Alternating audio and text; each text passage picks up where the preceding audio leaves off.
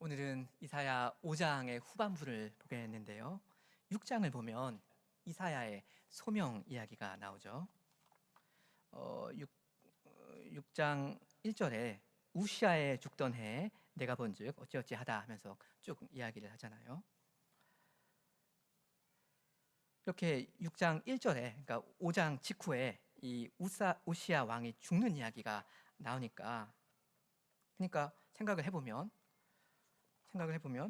오늘 본문 5장은 대략 그 우시아 왕 그 시대에 나타난 사회상을 그리고 있다, 이렇게 대강 볼 수 있을 것 같습니다.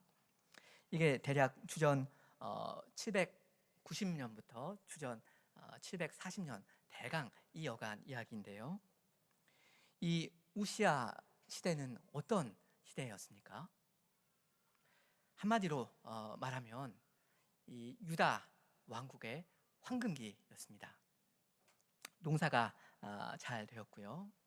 그리고 무역이 아주 이제 활성화되면서 경제적 안정을 이 유다 사람들이 누렸고요. 군사력이 강화되어서 계속 전쟁에서 이기고 그랬습니다. 상당히 그러니까 안정되고 풍요로운 그런 시대였습니다.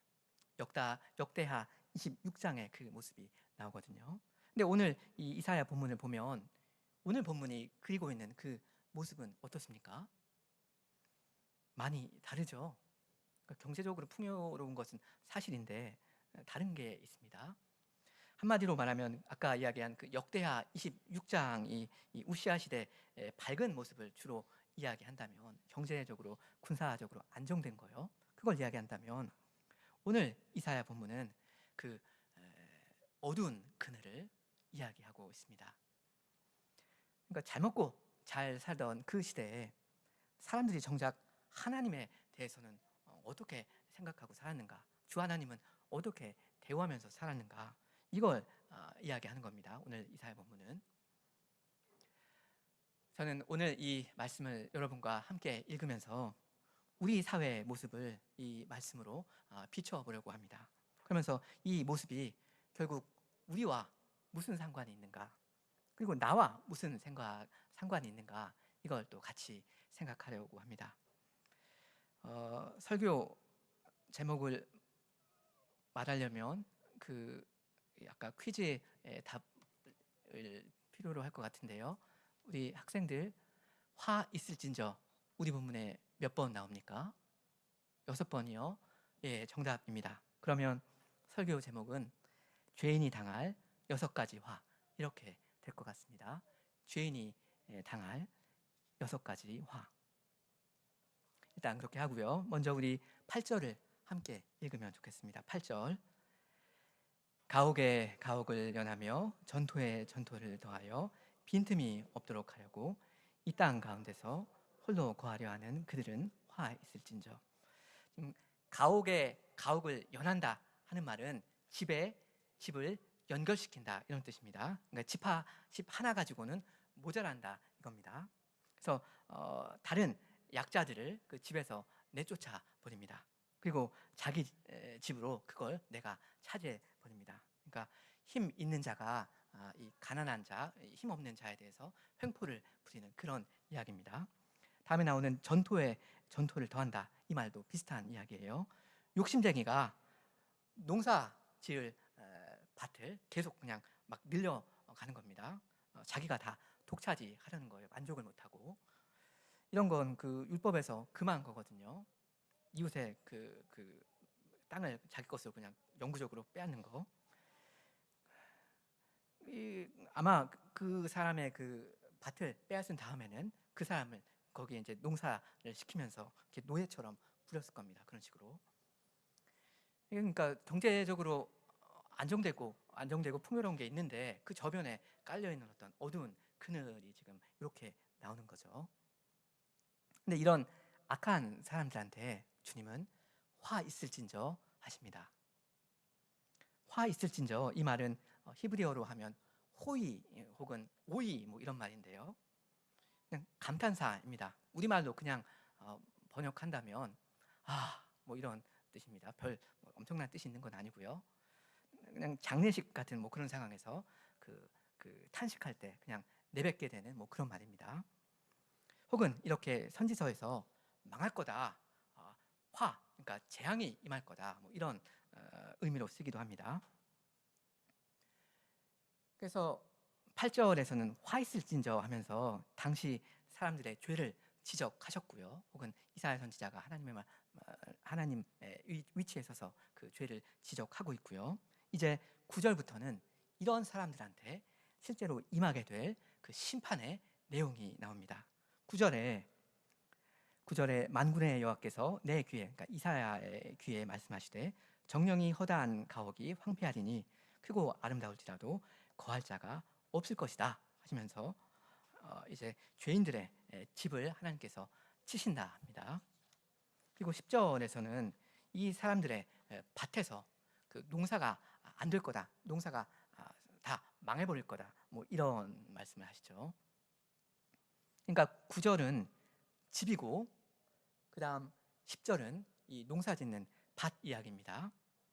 그러니까 그 부자들, 그 탐욕스러운 사람들이 다른 사람의 집, 다른 사람의 밭 이걸 막 차지하려고 드는데 주께서 이들의 죄에 상응하도록 이 집과 밭을 치실 거다, 이렇게 지금 이사야 선지자가 지금 선언을 하는 겁니다. 요즘 우리 한국 사회는 여러분 어떻습니까? 막대한 그 자본력을 가진 이 어마어마한 부자들이 자기 배를 계속 불리면서 이 약자들은 어떻게 대우하고 있습니까? 모 기업이 자기 직원들을 막 이제 부리면서 과도한 업무를 요구하는 거 뉴스에서 가끔 나옵니다. 어떤 경우는 직원이 화장실 가는 거 그거마저 곤란하게 그렇게 만든다고 해요.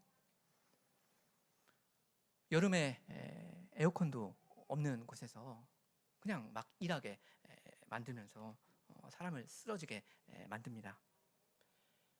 사람이 그 최저급여 벌려고 피눈물을 흘리는데 사람이 그러다가 결국 쓰러져서 죽게 되면 이 부자들 책임을 안 집니다. 그리고 요즘에는 그 영세한 업체들을 이 대기업이 그냥 불공정하게 경쟁해서 밀어낸다, 뭐 이런 이야기도 나오죠. 이게 우리가 오늘 사는 우리 사회 이야기입니다. 우리 대한민국이 경제적으로 상당히 이제 선진국 반열에 진입했다고 할 수 있고, 말하자면 잘 나가는 나라다 할 수 있는데, 우시아 시대처럼요. 거기에 그늘진 면이 있습니다. 근데 이러한 부자들, 이러한 악한 사람들을 주께서 심판하실 거다. 여기까지가 이제 첫째 화 이야기였습니다. 이제 둘째 화 있을진저 그 부분을 보겠습니다. 우리 11절, 12절을 같이 읽겠습니다. 11절, 12절. 아침에 일찍 일어나 독주를 따라가며 밤이 깊도록 머물러 포도주에 취하는 그들은 화 있을진저. 연회에는 수금과 비파와 소고와 저와 포도주를 갖추었어도 여호와의 행하심을 관심치 아니하며 그의 손으로 하신 일을 생각지 아니하는도다. 여기 11절을 보시면 이 사람들은 술 마시려고 그걸 위해서 아침에 일찍 일어난다 하고요. 더 마시려고 밤에 늦게 잡니다. 그리고 그 사이에는 뭐가 있습니까? 온종일 술자리가 있습니다. 즐기는 인생이죠. 하나님께서 하시는 그런 일에 대해서는 당연히 관심 없습니다. 그냥 마시면서 사는 거예요. 요즘 한국 사회는 어떻습니까? 그 최근 뉴스에서 봤는데 요즘 점점 한국 사람들이 양주를 더 찾는다고 합니다. 그러니까 맥주, 소주 이렇게 좀 저렴한 것보다는 좀 더 품질 좋은 거 그걸 더 마시고 싶어하는 겁니다. 비싸더라도. 그래서 최근 편의점에는 그 양주 코너가 신설되거나 해서 점점 커지고 있다고 해요. 그게 요즘 추세인데 뭐 술 마시는 거 그 자체를 제가 비판하는 것은 아닙니다. 음주는 죄가 아니지 않습니까? 그걸 이제 취하는 것이 문제지. 하여간 최근에는 어떤 가수가 음주 운전으로 사고를 내고 그걸 덮으려고 했고요. 거짓말을 했고요. 근데 이 사람을 오히려 지지해주는 그런 사람도 나타나기도 했습니다. 그래서 한동안 좀 사회적으로 시끄러웠죠. 그런 게 있었고요. 우리 이제 13절부터는 바로 이런 사람들에 대한 심판 이야기를 보게 되는데요. 방금 죄를 지적했고 이제 심판 이야기가 13절에 이러므로 나의 백성이 무죄함을 인하여 사로잡힐 것이요 그 귀한 자는 줄일 것이요 그러니까 그 부자를 말하는 겁니다. 귀한 자는 줄일 것이요 무리는 목마를 것이며 음부가 그 욕망을 크게 내요 욕심을 크게 낸다는 말입니다. 한량 없이 그 입을 벌린즉 그들의 호화로움과 그들의 많은 무리와 그들의 떠드는 것과 그 중에서 연락하는 자 연락한다는 것은 이제 잔치한다 그 뜻이죠. 잔치하는 사람이 거기에 빠질 것이다 음부에 빠질 거다 합니다. 이 사람들이 하루 종일 하는 일이 뭡니까? 술 잔치잖아요. 양주와 안주요. 식욕이 대단한 사람들입니다. 근데 이 사람들보다 식욕이 더 왕성한 게 있다 이겁니다. 뭡니까? 음부죠. 음부가 입맛을 다시면서 입을 쩍 이제 벌립니다. 이 사람들을 삼켜 버리려고 지옥문이 열리는 겁니다. 이게 이제 심판 이야기인데 이런 심판 이야기가 몇 절까지 나옵니까? 17절까지 나오죠. 17절 하반절에 살찐 자의 황무한 밭에 솟아는 유리하는 자들이 먹으리라 해가지고 살찐 자 그러니까 그 부자였던 사람들의 밭이 폐허가 될 거다 하잖아요. 그리고 다음 18절에 부터는 세 번째 화 있을진저 이게 나오거든요. 우리 세 번째 것 18절을 같이 읽겠습니다. 18절 거짓으로 끈을 삼아 죄악을 끌며 술의 줄로 함같이 죄악을 끄는 자는 화 있을진저. 세 번째 화입니다. 죄인의 모습인데요. 좀 그림을 그려보겠습니다. 수레라는 것은 바퀴 달려 있는 카트 뭐 그런 거잖아요. 그걸 이제 사람이 이제 끌고 가고 있는데 일단 그 수레에 담겨 있는 그 내용물이 뭡니까? 죄악이죠. 이게 이 자기 마음대로 살고 있는 이 죄인들의 그 끔찍한 모습들입니다. 하나님을 뭐 모욕하고 도둑질하고 뭐 그런 거요. 그런 죄들입니다. 근데 그 죄악들과 그걸 끌고 가는 이 사람들을 연결해 주는 그게 뭡니까? 끈이 뭡니까? 거짓이죠. 그러니까 사람이 일단 거짓이라는 끈을 자기한테 묶었고요. 뭐 어떻게 여기 묶었는지 여기 허리에 묶었는지 묶었고요. 어쨌든 잡았고요. 그걸 이제 온 힘으로 이제 당기는데요. 거기에 딸려오는 게 뭐냐 하면 그 술에 카트에 달린 게 뭐냐 하면 죄악이다 이겁니다. 그래서 여기 18절에 거짓으로 끈을 삼아 죄악을 끈다 하는 겁니다. 수레처럼.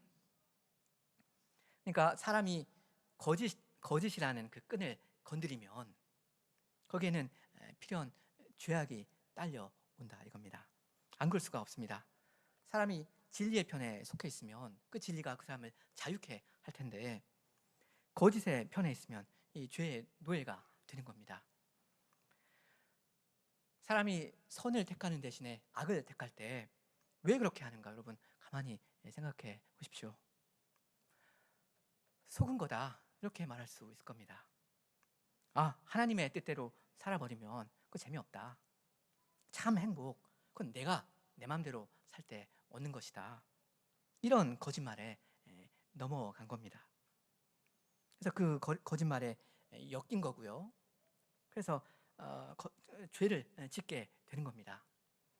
이 무거운 죄를 자기가 이제 끌고 가야 되는 거예요. 사람은 일단 하나님의 말씀을 믿는 데서 출발해야 하지 않습니까? 하나님의 말씀을 안 믿는 사람은 거짓의 편에 서게 된 거고요. 따라서 일생 동안 이 죄악과 결부되어서 살 수밖에 없습니다. 그걸 질질 끌고 가야 됩니다. 이렇게 생각을 할 수도 있겠고요. 근데 여기 18절에서 사실 말하는 그림은 훨씬 더 적극적입니다. 죄인은 사실 거짓말에 안타깝게도 속아서 넘어간 그런 불쌍한 피해자가 아닌 측면이 있다는 겁니다. 지금 보시면 이 18절에 이 사람은 거짓말을 도구로 사용하고 있잖아요. 이 말하자면 이 끈은 밧줄이 아닙니다. 이 사람이 걸려 넘어진 어떤 함정이라는 게 아닌 겁니다. 그리고 이 사람은 지금 죄에 질질 끌려가고 있는 게 아니라 능동적으로 죄를 끌고 가고 있습니다.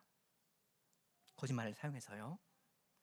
그러니까 죄라는 건 무겁지만 챙겨갈 가치가 있다 해서 뻘뻘 땀을 흘리면서 이 죄악을 기어이 끌고 자기 인생길을 걸어가는 겁니다. 요즘 사람들이 얼마나 거짓말을 입에 달고 사는지 굳이 말씀드릴 필요가 없습니다. 뉴스를 틀면 죄다 그 이야기 아닙니까? 우리가 사람의 마음을 다 꿰뚫어 볼 수 있는 건 물론 아니지만 어떤 거짓말들은 그 색깔 자체가 빨간색입니다. 새빨갛습니다. 최근에 어떤 높은 분들이 중요한 청문회에 나왔습니다. 근데 증인 선서를 거부를 하대요. 이런 문구입니다. 양심에 따라 숨김과 보탬이 없이 사실 그대로 말하고 만일 거짓말이 있으면 위증의 벌을 받기로 맹세합니다 하는 이 말을 못하겠다 이겁니다. 이건 어떻게 이해하면 좋습니까? 우리나라 정부가 50년 전보다 훨씬 더 발전된 면이 물론 있고 뭐 선진국이라 하겠는데 이 잘 나가는 대한민국의 이 어두운 그늘 아니겠습니까? 아주 부끄러운 그런 민낯입니다. 그 다음 우리 20절을 같이 읽겠습니다. 네 번째 화인데요. 같이 읽겠습니다. 20절. 악을 선하다 하며 선을 악하다 하며 흑암으로 광명을 삼으며 광명으로 흑암을 삼으며 쓴 것으로 단 것을 삼으며 단 것으로 쓴 것을 삼는 그들은 화 있을진저. 여러분, 이 구절이야말로 오늘날 우리가 살고 있는 이 사회의 그 모습을 적나라하게 그리고 있지 않습니까? 악을 선이라고 부르고 선은 악이라고 부릅니다. 여러분, 이건 지금 소위 도덕적 상대주의라고 하는 것과는 약간 다른 것인 것 같습니다. 도덕적 상대주의라는 건 옳고 그름에 대한 어떤 절대적인 기준은 없다 하는 그런 논리이지 않습니까?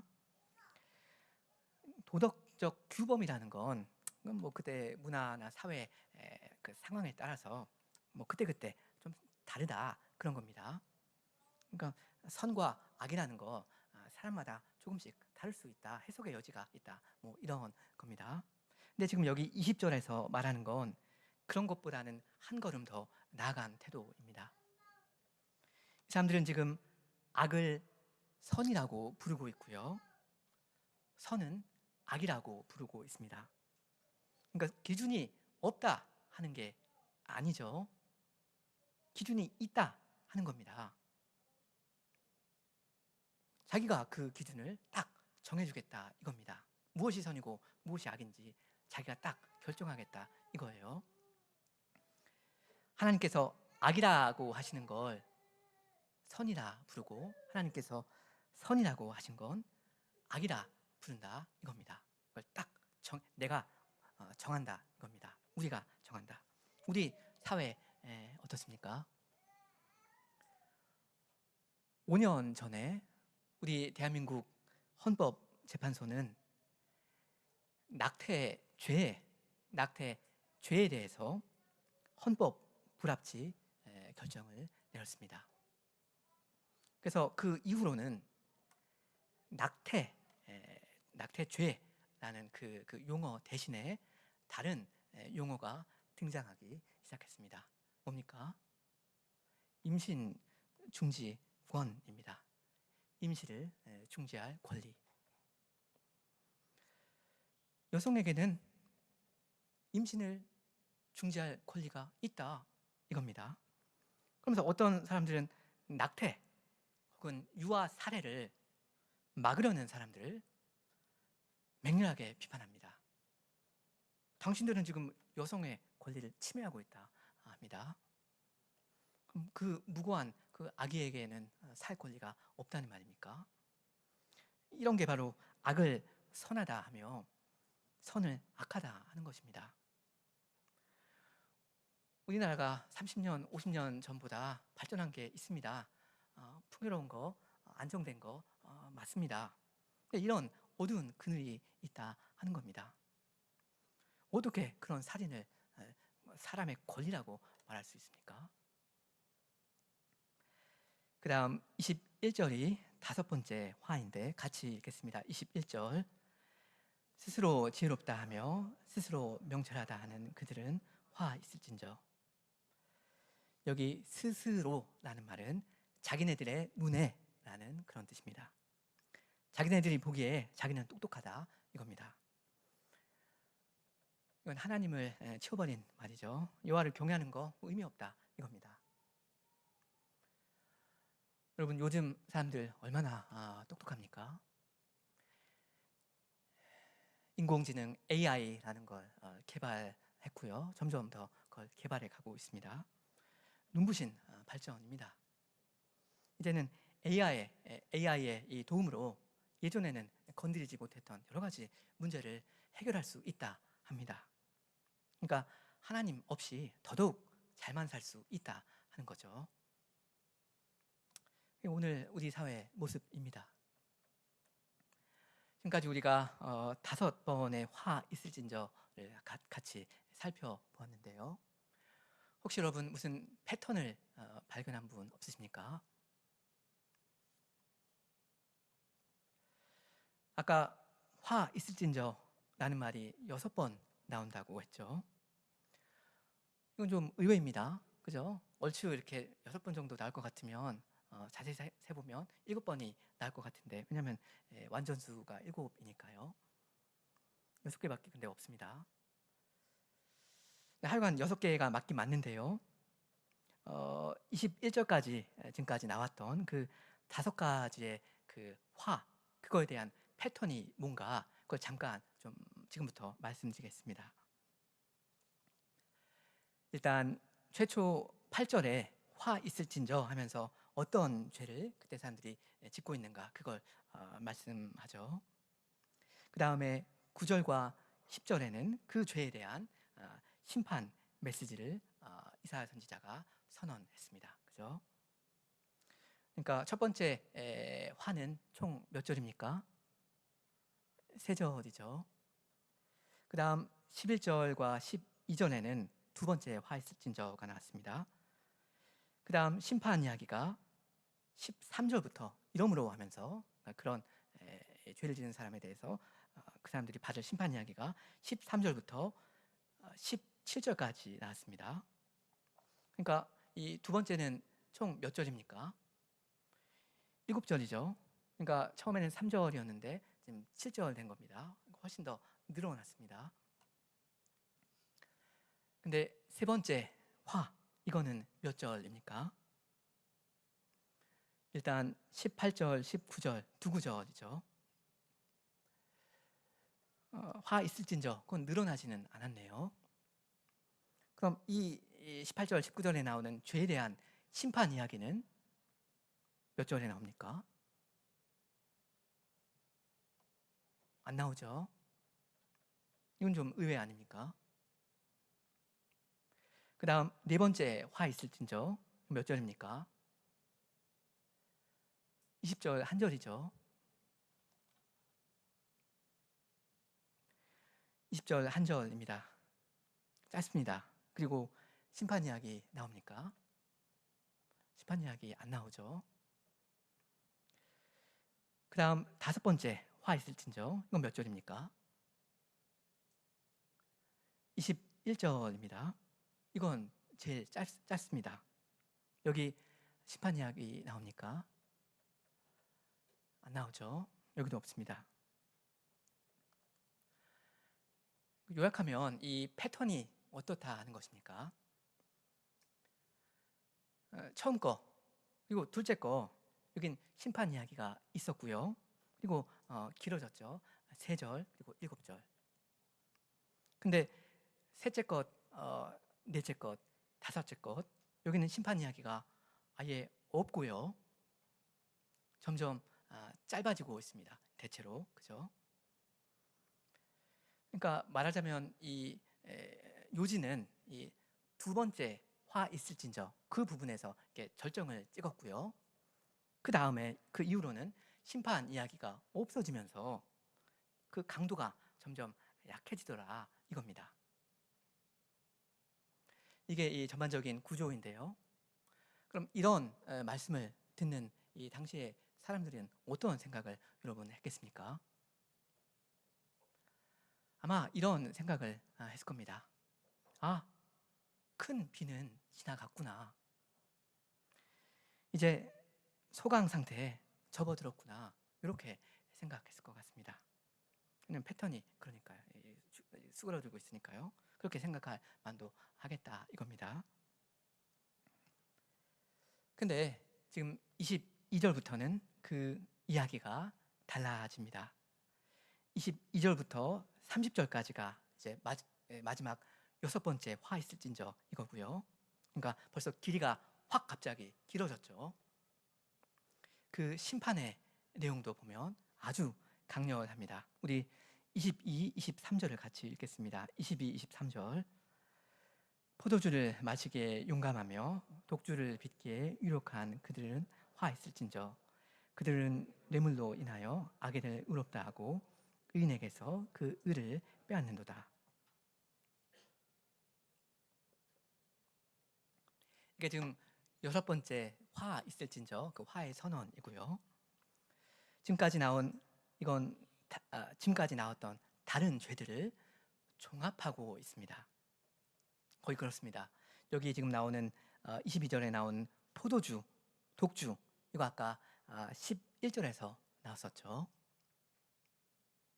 그 다음에 여기 뇌물 이야기가 나오는데 이건 물욕, 욕심 그 이야기 아닙니까? 제일 처음 8절에 나왔었죠.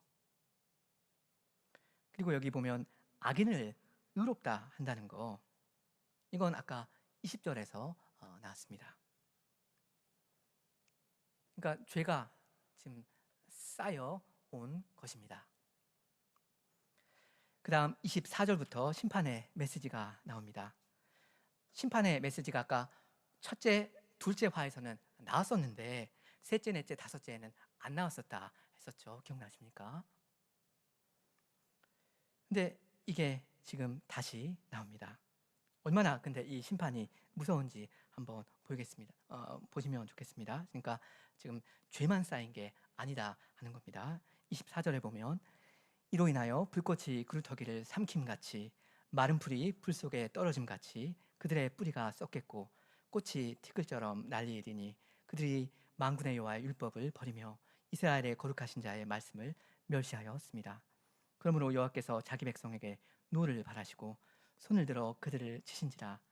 산들은 진동하며 그들의 시체는 거리 가운데 분토같이 되었다 합니다. 하나님께서 이 죄인들을 그냥 사정없이 막 치는 그 모습입니다. 그러니까 하나님의 진노가 쌓였다가 한순간에 폭발해버리면 이렇게 되는 겁니다. 죄만 쌓인 게 아니죠. 하나님의 진노가 계속 쌓여왔다 이겁니다. 근데 이만큼 치셨으면 이제 끝날 줄 알았다면 아직입니다. 계속 25절 하반절부터 읽습니다. 그 노가, 그러니까 그 진노가 돌아서지 아니하였고 그 손이 오히려 그러니까 아직 펴져 있다 합니다. 하나님의 손이 아직 펴져 있다 합니다. 하나님의 분노가 아직 풀리지 않으신 거예요. 이만큼 치셨는데 그걸로는 안 된다, 부족하다 이겁니다. 그래서 죄인들을 향해서 이 뻗으신 그 손을 아직 거두어들 때가 되지 않았다 이겁니다. 계속 그냥 치실 거다 이겁니다. 그래서 계속 치시는 그 이야기가 이제 26절부터 30절까지 계속 이어서 나옵니다. 26절에 기를, 그러니까 여기서 기는 군사 깃발 그런 겁니다. 깃발을 세우시고 먼 나라들을 불러서 땅 끝에서부터 오게 하실 것이다. 보라, 그들이 빨리 달려올 것이로되 합니다. 그러니까 주께서 이방 민족들을 불러다가 이스라엘을 치게 하실 거다 하는 그런 이야기죠. 27절입니다. 그 중에, 그러니까 이스라엘을 치러 오는 군사들 중에, 그 뜻이죠. 그 이방인 군사들 중에 곤핍하여 넘어지는 자도 없을 것이며 조는 자나 자는 자도 없을 것이며 그들의 허리띠는 풀리지 아니하며 그들의 신들매는 끊어지지 아니한다 합니다. 그리고 그들의 화살은 날카롭고 그 모든 활은 당겨졌으며 그 말굽은 부싯돌 같고 그 전차 바퀴는 회립바람 같을 것이다 합니다. 계속 비슷한 그림을 그리고 있죠. 이 적군들, 이스라엘을 치러 온 이 적군들은 봐주는 것 없다, 계속 칠 거다 이겁니다. 아주 그냥 맹렬하게 심판하실 거다 이거고요. 29절에 그 부르짖는 것은 암사자 같을 것이다. 그러니까 그 여전히 지금 이방 군사들 이야기입니다. 군대가 사자처럼 무섭게 함성을 막 지른다 이거예요. 이방 군대가. 그 소리 지름은 어린 사자들은 젊은 사자 이렇게 이해하시면 좋습니다. 젊은 사자들과 같을 것이다.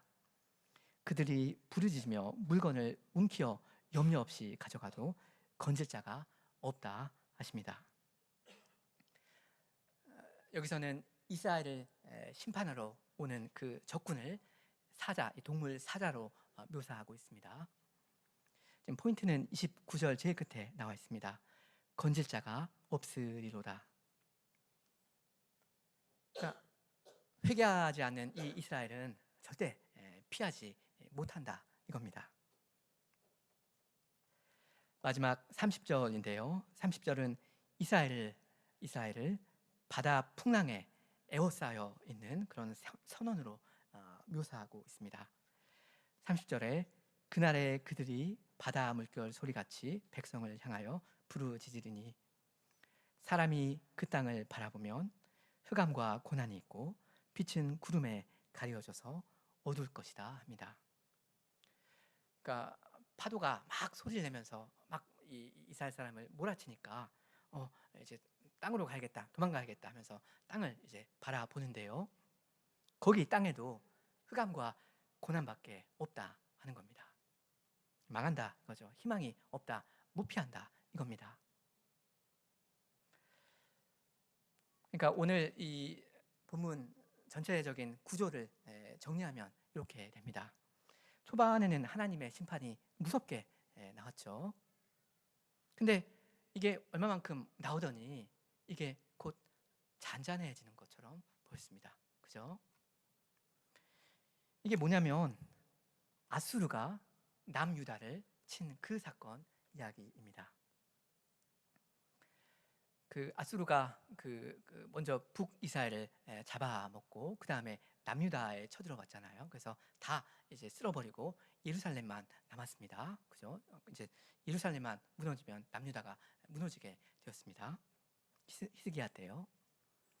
근데 그 아수르의 침략이 어떻게 되죠? 실패하지 않습니까? 히스기야 왕이 기도하니까 여호와의 천사가 와서 그 아수르 군사 18만 5천 명을 치지 않습니까? 그래서 평안해졌습니다. 구원을 얻었습니다. 하나님께서 죄인들을 이만큼 불쌍히 여겨주시고 살 기회를 주셨어요. 구원을 받았습니다. 피할 수 있었습니다. 근데 그때 이스라엘 백성 어떻게 반응했습니까? 그때 이후로 그때 사람들은 아마 안심했을 겁니다. 다행이다, 이제 살았다. 이쯤이면 주님께서 우리한테 내실 그 화 다 내셨나 보다, 주님의 진노가 다 풀렸나 보다 하면서 긴장이 풀렸던 것 같습니다. 다시 그냥 자기의 죄악된 삶으로 돌아간 겁니다. 회개를 안 한 거예요. 아수르가 침략을 했는데 남유다를 거기서 구원을 받았습니다. 근데 그게 끝이 아니라는 겁니다. 죄인이 회개하지 않으면 여호와의 진노는 그치지 않습니다. 남유다가 잠깐 구원을 얻었지만 그건 사실이지만 그건 소나기가 잠깐 내렸다가 그친 그런 거였고요. 사실 이건 폭풍 전야였습니다. 주님의 진노는 계속 쌓이고만 있었고요. 왜냐하면 사람들의 죄가 계속 쌓이니까요. 사람들이 근본적인 회개를 안 하니까 그렇게 될 수밖에 없었습니다. 그래서 결국 얼마 지나지 않아서 이 아수르 군사보다 훨씬 더 무서운 누구죠? 바벨론 군사가 쳐들어오지 않습니까? 그때는 남유다를 쓸어 버렸습니다. 기억나시죠? 그 이사야서에 큰 두 제국, 두 이스라엘의 두 주적이 있다 했습니다. A, B 있습니다. 아수르, 바벨론. 아수르는 살아남았는데 이스라엘이 바벨론에 멸망했죠. 그러니까 죄인은 항상 회개해야 하는 겁니다. 자기가 뭐 잘 나가는 거, 뭐 잘하는 거 그런 걸 이야기할 그런 게 뭐가 있습니까? 자기의 평안한 그 삶에 어두운 그늘이 뭐가 있는가? 자기가 숨기고 있는 그 죄가 무엇이 있는가? 그걸 보고 그걸 직시하고 회개를 해야 하는 겁니다. 그렇지 않으면 죄인은 망하는 것입니다. 그걸 우리가 이 본문에서 보면 좋겠고요. 그 다음에 한 가지 더 말씀드리려고 합니다. 이제부터는 이 화 있을진저 이 말이 오늘 본문에 6번밖에 안 나온다 하는 이 특이한 사실에 대해서 좀 설명을 나름대로 드리려고 합니다. 이건 오늘 제가 계속 예로 들었었던 오늘 한국 사회 죄상 그런 모습과 아주 사실 직결되는 문제인데요. 소위 그 임신 중지권, 뭐 대기업의 횡포, 뭐 증인 선서를 거부하는 일, 뭐 음주하고 뭐 그런 거. 제가 전부 다 오늘날 한국 사회의 이 현실을 계속 이야기한 거였습니다. 다시 말하면 저는 한국 교회 이야기를 오늘 하지는 않았습니다. 근데 사실 오늘 본문 읽어보면 한국 사회에 더 적용이 되는 이야기입니까? 아니면 한국 교회에 더 적용이 되는 이야기입니까? 1차적으로는 이건 교회에 더 먼저 적용이 되는 이야기다 할 겁니다. 왜냐하면 이건 지금 그 여호와의 그 포도원 그 이야기 아닙니까? 지금 여호와의 율법을 가지고 있는 하나님 백성 이스라엘에 대해서 지금 이야기하는 겁니다. 여러분 그럼 오늘날 우리가 지금 함께 살고 있는 이 한국 교회는 죄가 없습니까? 우리 교회는 어떻습니까? 화 있을진저 하는 그 말씀이 우리에게는 해당이 될 수가 없겠습니까? 우리는 회개할 죄가 없나요? 우시아 시대보다 훨씬 더 풍요롭고 안정되게 살아간다 할 만한 우리가 감추고 있는 죄는 없습니까? 어두운 그늘이 우리한테 없습니까? 해맑은 우리의 이 미소 뒤에 숨겨져 있는 어두운 면이 없겠는가 하는 것입니다. 아니, 우리라는 그 넓은 말보다 나라는 말로 질문을 좀 더 뾰족하게 해보면 어떻습니까? 나는 거짓으로 끈을 삼아서 죄악을 기쁘게 끌고 다니는 그런 일을 한 적이 없습니까? 화 있을진저 하는 이 말이 오늘 본문에 희한하게도 6번밖에 안 나오는데요. 이스라엘 전반의 죄를 이야기하면서요. 근데 화라는 말이 한 번 더 나오는 것이 있습니다. 화라는 말이 6장에 가서 나옵니다. 우리 6장 5절을 같이 한번 읽으면 좋겠습니다. 6장 5절. 그때 내가 말하되 화로다 나여 망하게 되었도다. 나는 입술이 부정한 사람이요 입술이 부정한 백성 중에 거하면서 만군의 여호와이신 왕을 배웠음이로다.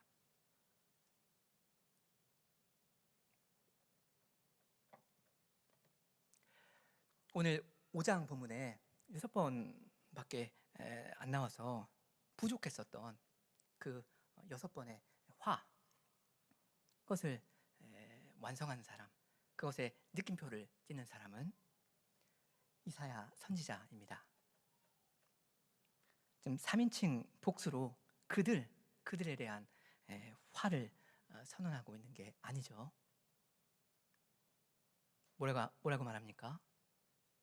1인칭 단수로 화로다 나여 망하게 되었도다 합니다.